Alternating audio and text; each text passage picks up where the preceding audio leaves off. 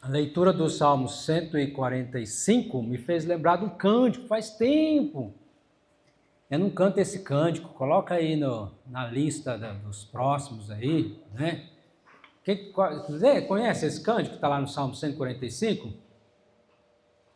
Exaltar-te-ei, ó Deus meu e Rei, e bendirei o teu nome. Exaltar-te-ei, ó Deus meu e Rei, e bendirei o teu nome. Todos os dias te bendirei e louvarei o teu nome. Para sempre te bendirei e louvarei o teu nome. Levantai, ó portas, vossas cabeças, levantai-vos, ó portais eternos, para que entre o Rei da glória. Ele é o Rei da glória. La la la ya, la la ya, Rei, la la ya. Aí vai, é um cântico animado, né? De guerra. Dois salmos, né? Salmo 145 e o Salmo 24, né? Benção de Deus. Trouxe a sua apostila? Quem não tem, levanta a mão para a gente tirar outras cópias, né? Então vamos, antes da gente fazer a leitura aqui, vamos orar? Pedindo para Deus nos abençoar no estudo, né? Em nome de Jesus. Oremos. Deus querido, Deus maravilhoso, obrigado pelo privilégio que o Senhor nos dá, estarmos na casa de oração, com saúde, ó Deus, com disposição para aprender da Tua palavra, porque nós necessitamos e carecemos de crescer espiritualmente cada dia. Obrigado por esse privilégio, ó Deus, da escola bíblica dominical. Ó Deus, desperta a vida de todos, ó Pai, para que todos nós, todas as famílias, possam, ó Deus, valorizar, ó Deus, a escola bíblica dominical, que é uma bênção, ó Deus, para nós. Abençoa-nos, ó Pai, no estudo, possamos entender e praticar, em nome do Senhor Jesus Cristo. Amém. Amém. Então, abre a sua Bíblia, não, a sua apostila, né? Daqui a pouco nós vamos abrir a Bíblia também, aí na página de número 15, só recapitulando aqui rapidamente, os 9 privilégios e 9, página 10, 9 privilégios e 9 responsabilidades, né? É um privilégio e uma responsabilidade ao mesmo tempo. Qual que é o primeiro? Na página 10 aí. Leitura da palavra de Deus. Nós temos esse privilégio de ter a Bíblia na nossa mão, graças a Deus. Pessoas se dedicaram à tradução da Bíblia, para que eu e você pudesse ter a Bíblia em nossas mãos, né? Nosso português, hoje com várias versões. Então é um privilégio e é uma responsabilidade nossa conhecer a palavra de Deus. Você está lendo a sua Bíblia? Você tem um momento devocional? Lê todo dia? Se você não está lendo a sua Bíblia, buscando ter seu momento devocional diariamente, você está pecando. Como assim, pastor? Quer dizer que deixar de ler a Bíblia é pecado? Claro que é pecado. Jesus diz lá em Mateus 22, versículo 29, errais, não conhecendo as Escrituras nem o poder de Deus. Então saia desse pecado, peça perdão para Deus e seja um leitor diário das Escrituras, meditando a palavra de Deus todo dia, é o nosso alimento. Outra responsabilidade, privilégio é a igreja local, privilégio de congregar, né? Privilégio e responsabilidade. Hebreus 10, 25 fala, não deixemos de congregar como é costume de alguns, mas que possamos ter a alegria do Salmo 122, né? Versículo 1, alegrei-me,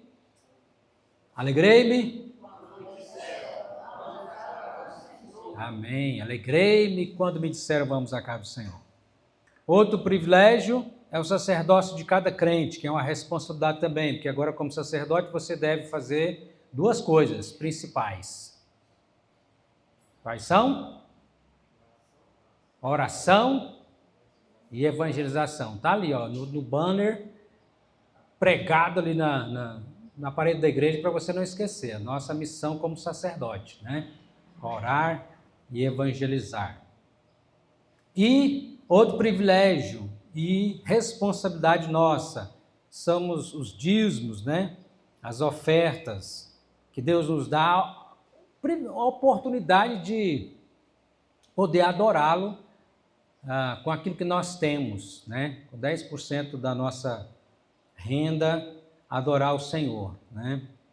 E também, não só com 10, mas com as ofertas, você pode também, além do seu dízimo, você dá oferta para a obra missionária, também adorar a Deus e participar da obra do reino de Deus, né?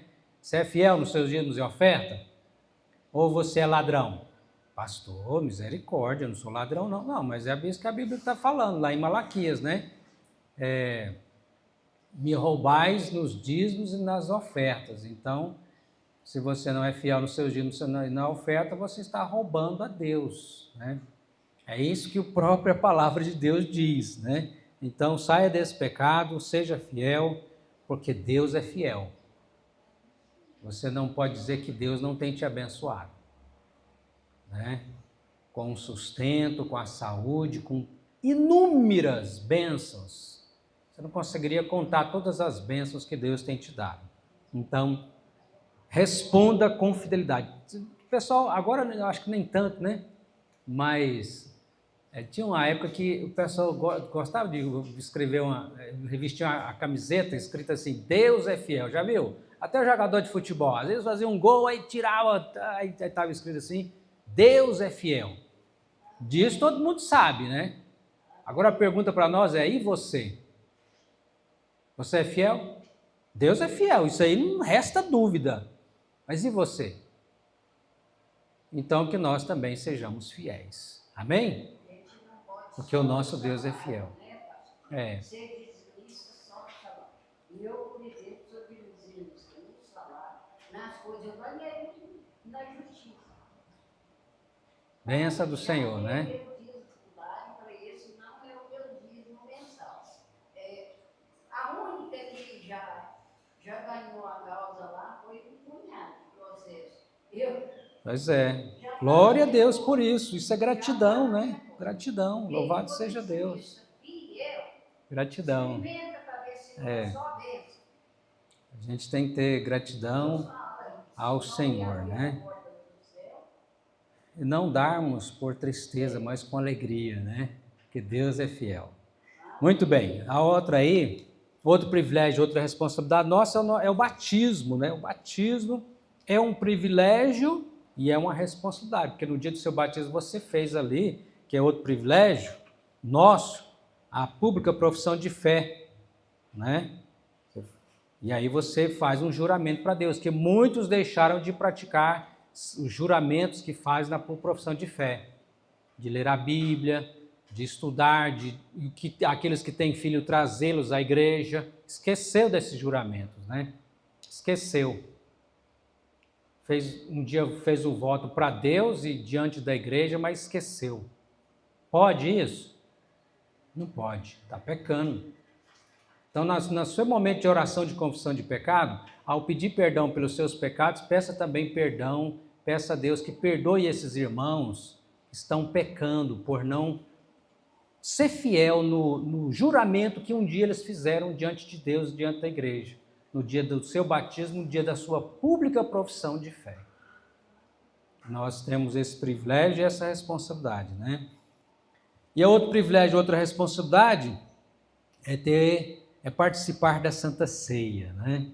Você tem participado da Santa Ceia? Uma vez que você batizou, fez sua profissão de fé, esse é outro privilégio. Quem participa da Santa Ceia aqui é um bom sinal que um dia também vai participar da Santa Ceia lá, na glória celestial, né? Então, é um privilégio, uma responsabilidade. não significa que todos que participam da ceia já está garantido o céu, não é isso. Mas é uma bênção de Deus. Quem nos convida é o Senhor Jesus Cristo a participar da sua ceia. Quem recebeu o batismo, quem fez sua profissão de fé, vai com certeza desejar também participar da ceia. Quem ama Jesus vai querer também participar da ceia do Senhor, né?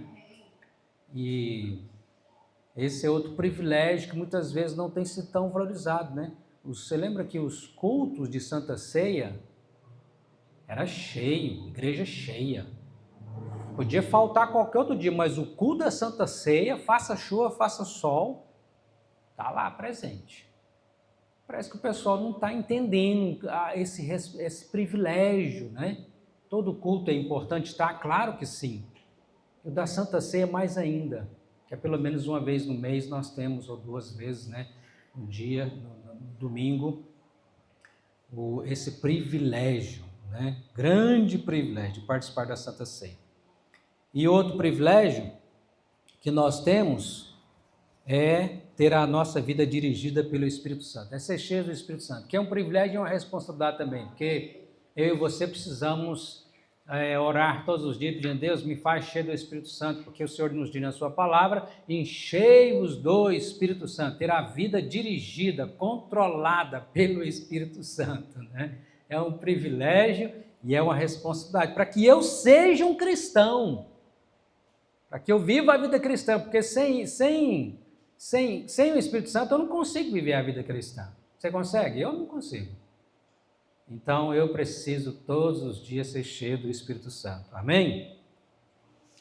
E o último privilégio aí, o 9, é de responsabilidade nossa, falar aos outros sobre Jesus, né? Compartilhar. E aí, você cumpriu a sua tarefinha de casa? Qual foi a sua tarefinha de casa do domingo passado?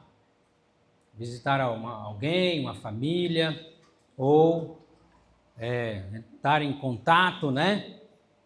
Estar em contato com alguém através do WhatsApp, ou de uma mensagem, um telefonema, perguntando tanto para aqueles que são da igreja, como para aqueles que não são, né? As pessoas que têm vindo à igreja, irmãos, vocês têm lembrado de orar por elas? Eu tenho orado pelas pessoas, espero que você também faça isso, né? As pessoas que vêm, os visitantes que vêm à igreja, você tem lembrado? Lembre de orar por essas pessoas.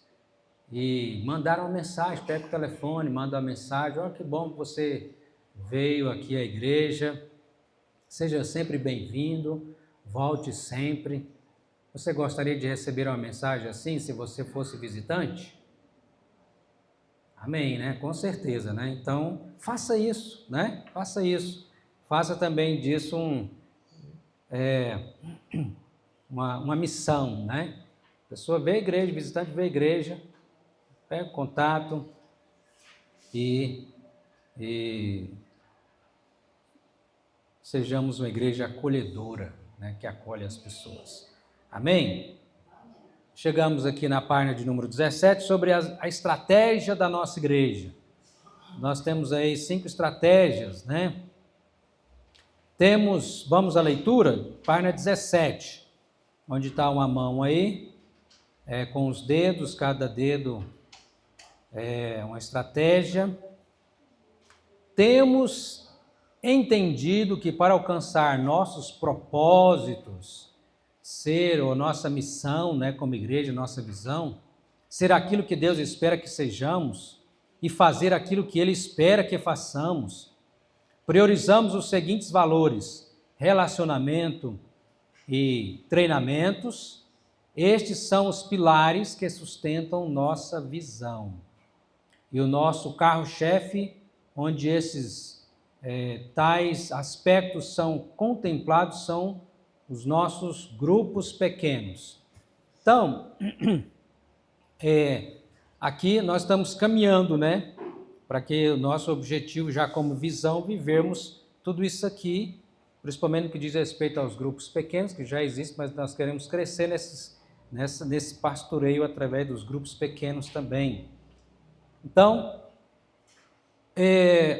o dedo polegar é a Comunidade. Quando está conseguindo ler aí? Comunidade. A reunião de todos nós, né? A comunidade. O dedo indicador, evangelismo, né? Evangelismo. Então, isso tem a ver com o id, né? Jesus não falou id? Então, apontar para lá fora, né? Nós irmos aonde as pessoas estão. Aliás, foi uma experiência boa domingo passado, né? Não se limite apenas quando o pastor chamar você para distribuir as revistas da AMA Evangelizar, mas você possa fazer mesmo, né? Independente disso, do dia, né? Como foi bom, foi gratificante levar essas revistas, né? E aí eu aproveitei para as casas, a gente foi mais visitar algumas casas que não tinha ninguém, a gente deixou na caixa de correio, mas aquelas que nós conseguimos encontrar pessoas, aproveitamos também para conversar, para evangelizar, né? Tem um garotinho lá que eu encontrei lá e algumas a gente pega o telefone também, o WhatsApp, e até ele lembrou quando eu estive lá também no Esmalita, ele estuda lá no Esmalita, nessa escola lá próximo, né, aqui no Carmério, Ricardo. Quando a gente foi fazer o fantoche lá, ele lembrou. E aí eu tive um papo legal com ele, deixei as revistas com ele, e um dia quero ainda voltar lá novamente. Foi gratificante, né? Então, e assim a nossa cidade, né? Está cheia tanto daqueles que estão carentes e outros mais carentes ainda de ouvir a palavra de Deus. E aí você vai encontrar pessoas de todo tipo, né? Mas nós precisamos de ir, né? De ir. E aí nós temos o nosso segundo dedo maior, liderança, né? Liderança. Depois, o dedo anelar, prestação de contas, e o dedo menor, treinamento, né? Então, quando você for orar, peça a Deus, Deus abençoa nós como igreja, nossa comunidade, nossa comunhão no evangelismo, abençoa a liderança da igreja, nos abençoe na prestação de contas, que todos nós possamos... E quando fala de prestação de contas, né? Você vai ver e encontrar muito isso na Bíblia, de estarmos respondendo aquilo que um dia nós prometemos, né? E treinando para crescermos, conforme diz lá o texto de Efésios, né? Vamos ler Efésios capítulo 4, abra sua Bíblia lá comigo. Fala desse... que tem muito a ver com isso aqui que nós estamos vendo, né? A comunidade, o evangelismo, prestação de contas, liderança. Efésios, capítulo 4.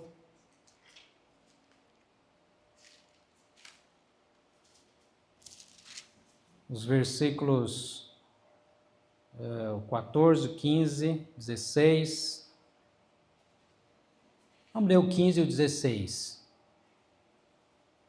Efésios 4, 15 e 16. Todo mundo encontrou? Deixa todo mundo achar. Efésios 4, 15 e 16. Mas seguindo a verdade em amor, cresçamos em tudo naquele que é a cabeça, Cristo. Então, o propósito do Senhor para nós como igreja é que nós cresçamos. E aí, o crescimento, como que a irmã Helena tem orado aqui para o crescimento da igreja? Oh, glória! Em número e santidade. Né? Não tem santidade, né? Tem que ter os dois, em número e santidade. Verso 16.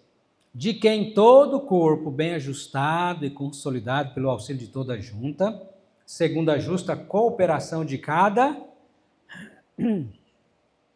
parte, efetua o seu próprio aumento para edificação de si mesmo e amor. Então, cooperação de cada parte. A pergunta é, você está fazendo a sua parte? Pastor, qual que é a minha parte? Começa na sua própria vida devocional. A sua parte não começa aqui no templo. Aqui nós também temos que fazer a nossa parte.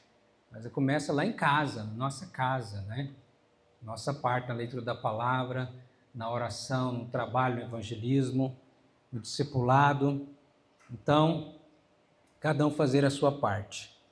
Página de número 18. Vamos então entender cada um desses pontos aí.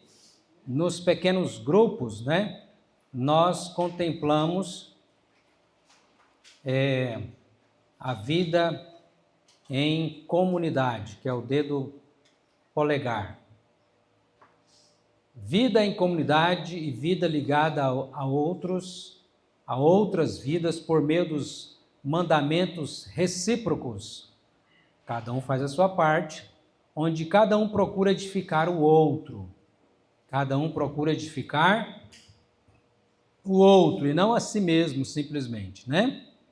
Onde cada um encoraja os outros a viverem e não se isolarem nos seus locais de contato, né? Será que tem pessoas que estão se isolando, irmãos, na igreja? Que eu e você precisa estar entrando em contato com essas pessoas? Irmão, irmã, estou sentindo sua falta. Como vai você? Posso te ajudar? Posso te fazer uma oração por você? Né? Então, encorajar uns aos outros. Caso contrário, nós não vamos estar vivendo em comunidade. Nós estaremos sendo egoístas. Cada um por si e Deus por todos. É assim que a gente quer viver? Não, né? Deus por todos e cada um cuidando um do outro, né? Como irmãos em Cristo Jesus, né? Então, onde orar e ministrar uns aos outros cria um sentimento de interesse. Eu tenho interesse pelo meu irmão, eu tenho interesse pela saúde do meu irmão espiritual, sua saúde, seu bem-estar, né? Físico e espiritual. E o desejo de ter o melhor para o outro, onde o fruto do Espírito é visto e demonstrado de forma evidente para o benefício do grupo. A vida em comunidade leva o grupo a experimentar diferentes propósitos: comunhão, adoração, ministração.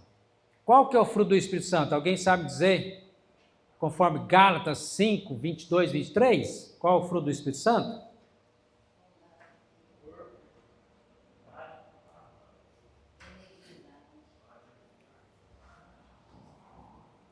Vamos lá?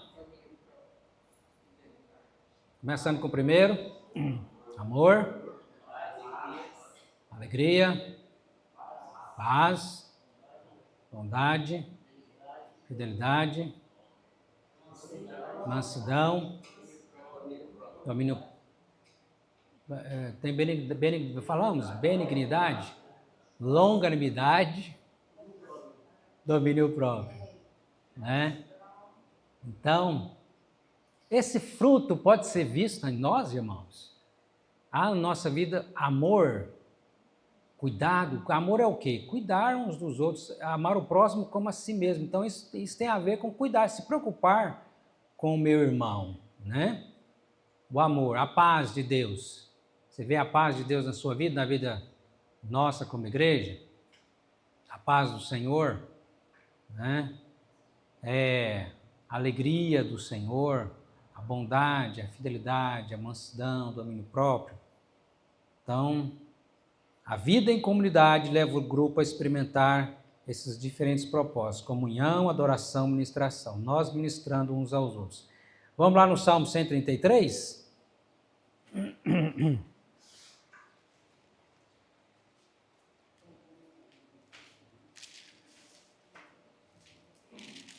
Esse é o salmo que nós de manhã aqui estamos lendo os salmos, né? Pedindo para os irmãos fazer leitura, escolher algum salmo para a gente ler. Depois nós vamos para frente, livro de Provérbios. Então, estamos lendo alguns salmos. E esses dias nossa irmã Helena pediu, né? A gente leu o Salmo 133, né? Para orarmos o Salmo 133. Vamos ler juntos o Salmo 133? Oh, como é bom e agradável viverem unidos os irmãos. É como um óleo precioso sobre a cabeça, o qual desce para a barba de Arão, e desce para a gola de suas vestes. É como o orvalho do Hermon, que desce sobre os montes de Sião. Ali ordena o Senhor a sua bênção e a vida para sempre. Amém. Que coisa maravilhosa, né? Comunhão, a união, a unidade do povo de Deus, né? Por isso que as primeiras duas letras do Salmo é o quê? É uma exclamação, né? Oh, quão bom e agradável é viver unidos os irmãos, né? E aí ele vai dizer que essa unidade, essa união é como o óleo precioso e como o orvalho que traz vida, né? O óleo da unção de Deus sobre o sacerdote. E agora você é um sacerdote que desce sobre a cabeça e a barba e a gola das vestes, né? Ungindo, que fala dessa unção de Deus, essa bênção de Deus sobre nós, e a vida de Deus como o orvalho do Hermon que trazia vida aonde estava seco, né? Ali ordena o Senhor a sua bênção e a vida para sempre. Oremos por isso, para que a gente viva essa unidade, para que a gente viva essa unção e essa vida. Amém? É isso que você deseja? Então, assim a vida em comunidade, tanto juntos como nos pequenos grupos, né? Na página 18, novamente lá na apostila, nós temos aqui o segundo aí, letra B, que é o dedo indicador, o evangelismo, né? Onde cada membro nascido de novo olha além do grupo, a fim de alcançar um amigo, um parente não salvo, a um relacionamento de salvação em Jesus Cristo. Onde cada membro nascido de novo percebe que cada atividade da igreja é uma oportunidade para compartilhar sua fé e experiência com Jesus. O evangelismo é o que dá ao grupo pequeno o seu propósito de crescimento. Então, você nasceu de novo? Quantos aqui nasceram de novo? Deixa eu ver aqui, levanta a mão. Quantos nasceram de novo? Amém. Então, se você nasceu de novo, você gostaria que outros também nascessem de novo? Na sua família? Porque sem novo nascimento, ninguém entra no reino dos céus. Se o seu pai que você ama, sua mãe que você ama, seu filho, sua filha, seu esposo, sua esposa, as pessoas que você ama, que você gosta, não nascerem de novo, para onde eles irão? Para o céu? Para o céu não entra quem não nasceu de novo. Eles irão para o inferno. Então nós precisamos orar e ser instrumento de Deus para que pedir ao Senhor, Espírito Santo, conceda a graça do novo nascimento na vida do meu pai, minha mãe, do meu filho, da minha filha, do meu esposo, da minha esposa, do meu amigo, da minha amiga, do meu inimigo. E aí Deus vai te usar também para compartilhar da sua fé em Jesus. Então, qual foi a última vez que você convidou alguém para vir ao culto? Essa semana convidou alguém? E a gente tem tentado também ajudar você a fazer o convite, né? A gente coloca lá no grupo da igreja, às vezes um convite, esparrama, né? Vamos esparramar, né?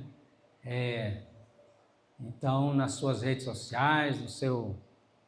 a gente convidar as pessoas, é o mínimo que a gente pode fazer, né? Então, como dizia o pastor Ronaldo Lindório, às vezes tem alguns que falam assim, pastor, mas não adianta a gente convidar, porque a gente convida a pessoa não vem. Bom, a gente não vai desistir por isso, né? Isso que é o diabo, que a gente faz, que a gente desista. Pastor Ronaldo Lindório, lembra o pastor Ronaldo Lindório? Até teve câncer um tempo desse aí. Aliás, agora ele tem um livreto muito bom, gratuito, que você pode também adquirir gratuitamente e distribuir esse livreto, que fala sobre sofrimento, né? No período que ele teve tomando tratamento, quimioterapia contra o câncer, né? Ele e a esposa escreveram esse livreto, né, sobre questão de sofrimento. Para você ir lá adquirir, receber, você pode receber na sua casa, basta você pedir, é gratuito, né, e distribuir. Então, ele dizia o seguinte, que se você quiser que umas 20 pessoas venham à igreja, você precisa convidar 200. Né? Então, às vezes você não vai convidar 200, mas se você convidar 10, eu convido 10, outro convida 10, a gente chega às 200, né? Então, façamos assim, né? Nossa parte como sacerdotes, a evangelização. E aí vem em terceiro, letra C, outra parte também, nós como igreja, liderança. Você tem orado pela vida dos pastores, dos presbíteros, dos diáconos, né?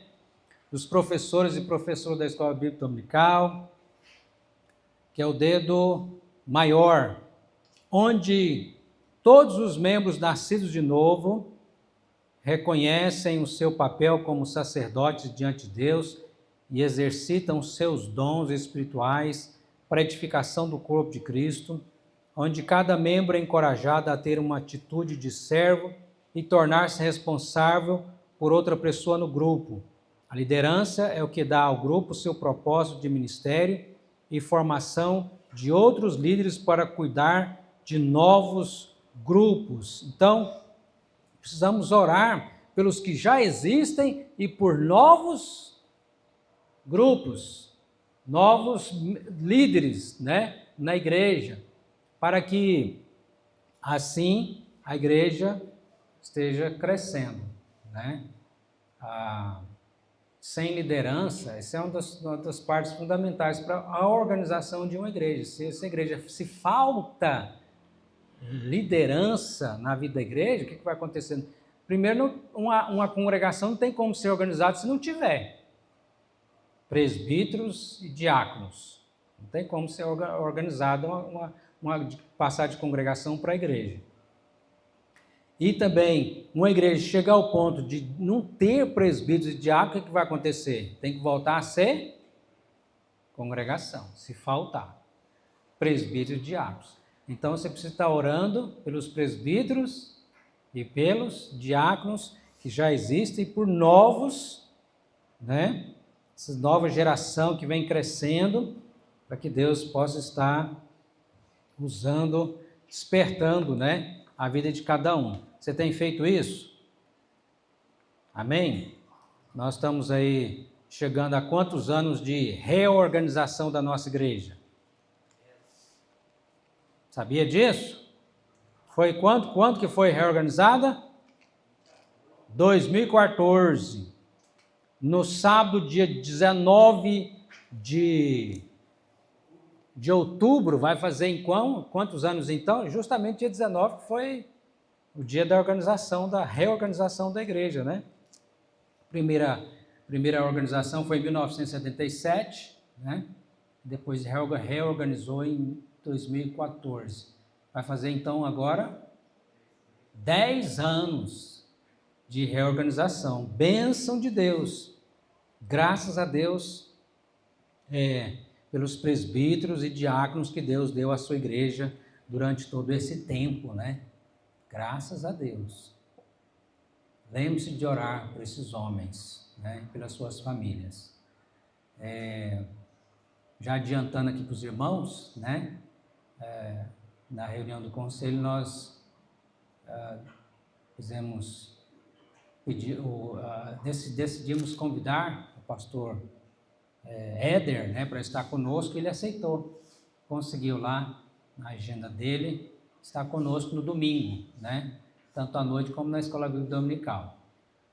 Então, nós vamos precisar de uma casa para receber durante o dia, né? Mas tem muita casa aqui para ele almoçar, não tem? Então, aproveitar aí, ó. O pastor vai, acredito, com a família também, né? Perguntei para ele se ele poderia vir também na escola bíblica dominical, ele disse que sim. Então, bênção de Deus. E dia 19, né? Pastor Christopher, também lá de Goiânia, estará conosco, se Deus quiser. Todos os dois aceitaram, né, o convite para estar com a gente.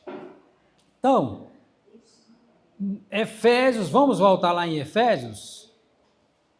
Agora vamos ler a partir do versículo 11, né? Do 11 ao 16. Efésios. Deus usou aí, né, na época do pastor Éder, para a igreja voltar a ser de congregação à igreja, né? Graças a Deus. Então,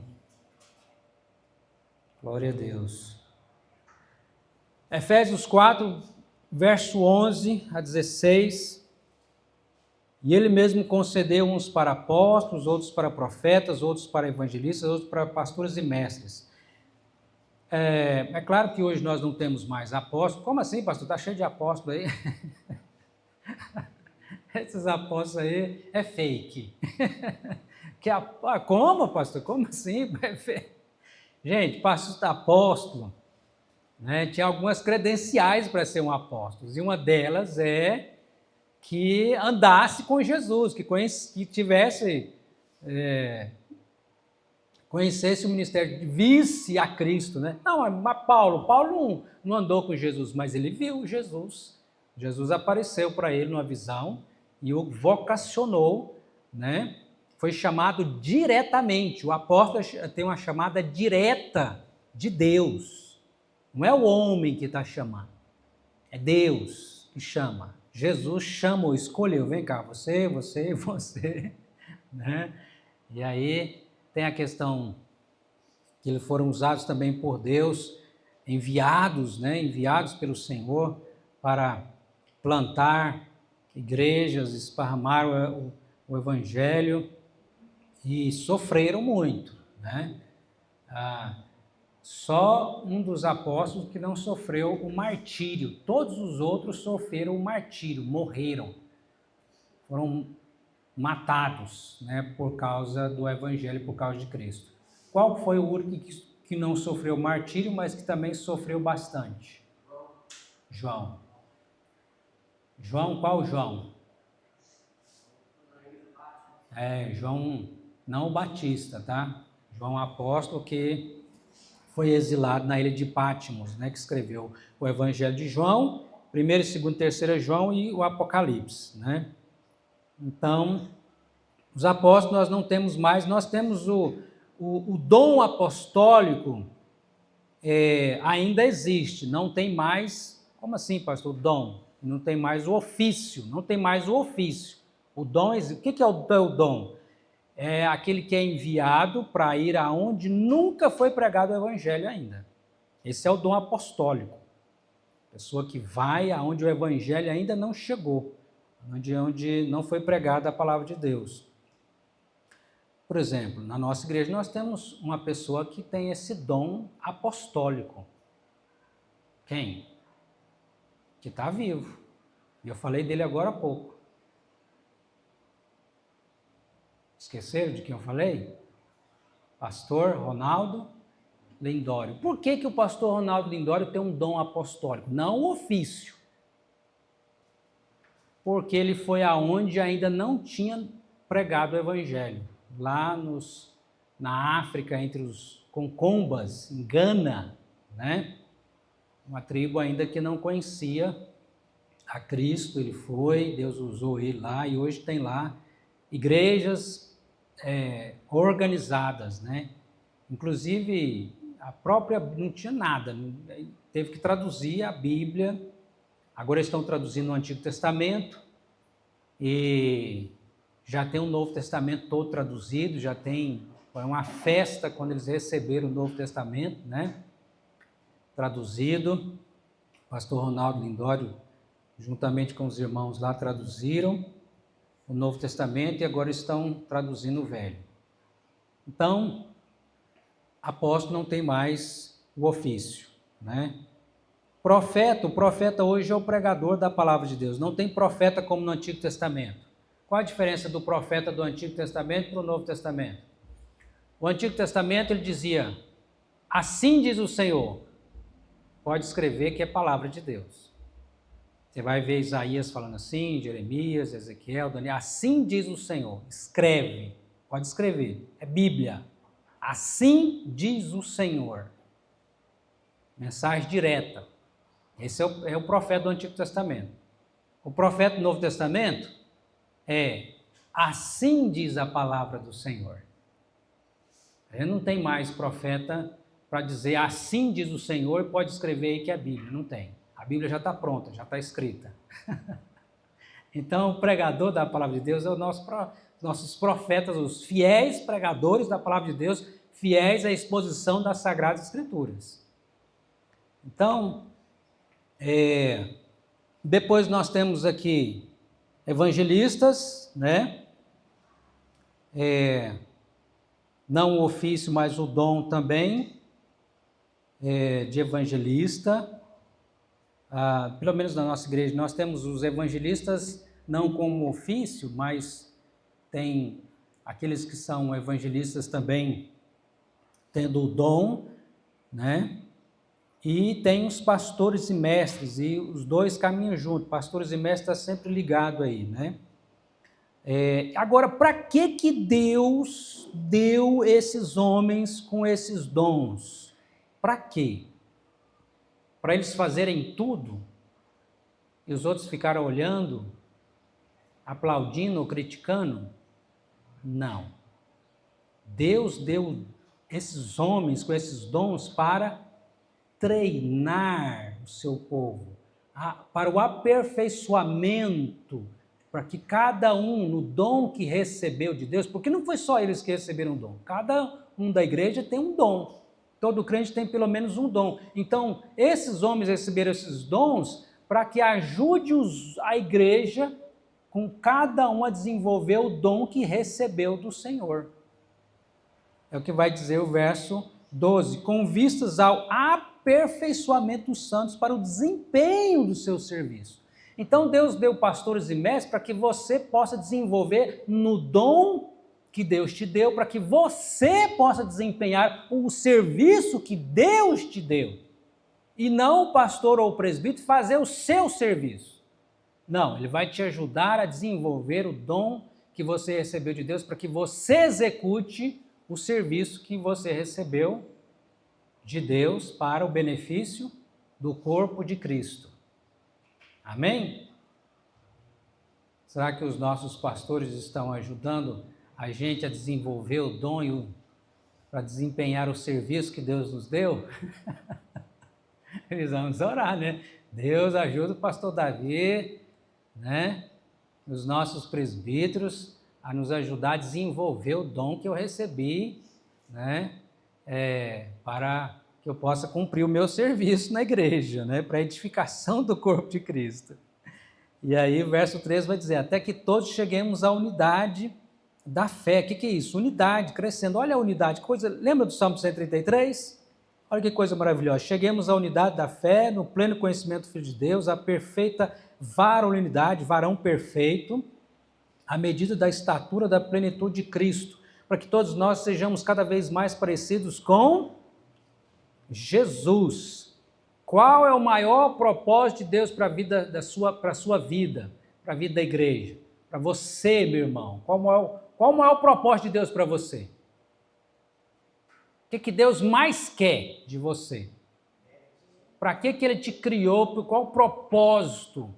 pelo qual Deus te fez filho dele, para que você e eu sejamos parecidos com Cristo. Esse é o maior propósito. Então, quando cada vez mais eu e você somos parecidos com Jesus, que maravilha, irmãos, que bênção. Sim, e assim, com certeza, nós vamos brilhar, ser sal, ser luz, né, como igreja. Então, lá Romanos capítulo 12, põe um dedinho aí, põe um dedinho ali, vamos lá em Romanos 8. Para que Deus, o propósito pelo qual Deus, né, nos fez seus filhos e nos predestinou para quê? Romanos 8, 29. Romanos 8, 29. Achou? Porquanto aos que de antemão conheceu, também os predestinou para serem conforme o quê? A imagem de seu filho. Filho é quem aí? Jesus, está em letra maiúscula, falando de Jesus. A imagem, para que sejamos conforme a imagem de Jesus, a fim de que ele seja o primogênito entre muitos irmãos. Não é à toa que nós somos chamados de cristãos, né? Cristãos. Pequenos cristos. Então, o propósito de Deus para a sua vida é que você seja parecido com Jesus. Como assim, pastor? Vestir uma roupa igual Jesus vestia, né? Um cabelo, porque a gente tem essa imagem de Jesus, cabelo grande, barba, é assim? É assim que a gente vai ser parecido com Jesus? Não, né? Aqueles mais antigos, daqueles quadros antigos que tinha, né? Jesus até loiro, com os olhos azuis, olha que Jesus bonito, hein? Mas a gente percebe que hoje, dificilmente, pode até ser, mas dificilmente Jesus teria um olho azul, cabelo loiro, né? Mas não é esse propósito fisicamente, físico, é o propósito que você pareça com Jesus no quê? Na maneira de pensar, na maneira de sentir, na maneira de agir. Pensar, sentir e agir como Jesus. E aí você faz uma reflexão. Você está parecido com Jesus? Seu pensamento está batendo com o pensamento de Jesus? Está parecido? Ou seu pensamento está mais pendente para a carne, para o diabo, para o mundo? Oh, misericórdia. Tem que ser, para isso eu preciso de ler e meditar na palavra. Quanto mais eu ler e meditar na palavra, mais eu vou pensar como Jesus. Sentimento, meu sentimento está parecido com o sentimento de Jesus? Né? A minha ação, meu modo de agir, está parecido com o modo de Jesus? Então é isso, Deus nos predestinou para sermos semelhantes a Cristo. Esse é o maior propósito. Não é de fazer rico, que você ganhe muito dinheiro. Se Deus quiser te dar, glória a Deus, bênção do Senhor. Né? Mas não é essas bênçãos que estão sendo prometidas. Oh, Deus vem, que Deus vai te abençoar, Deus vai te dar, Deus vai ser o garçom para te servir. Né? Dá tudo que você quer. Oh, não é esse o evangelho que nós temos na palavra de Deus, né? Mas parece que no propósito de querer encher a igreja, está apelando mostrando, né, que Deus vai te dar as bênçãos de Deus. As bênçãos, Deus vai te dar. Mas não é isso que a Bíblia ensina. Verso 14, para que não sejais mais como meninos, agitados de um lado pelo outro, levados ao redor por toda vento de doutrina, pela artimanha dos homens, pela astúcia com que induzem ao erro. Será que você cai na lorota das falsas doutrinas? Ou você é alguém que está firmado na palavra de Deus? Tem muita gente caindo na lorota das falsas doutrinas, né? Será que alguém for debater com você sobre algumas questões da Bíblia, você vai desviar? Você vai ficar assim, uma dúvida na sua cabeça, não, aquela pessoa... Que hoje, tanto na internet, como naqueles que estão indo de casa em casa, estão aí questionando coisas que vão contra aquilo que a palavra de Deus ensina. E nas faculdades, nas escolas, tem muitos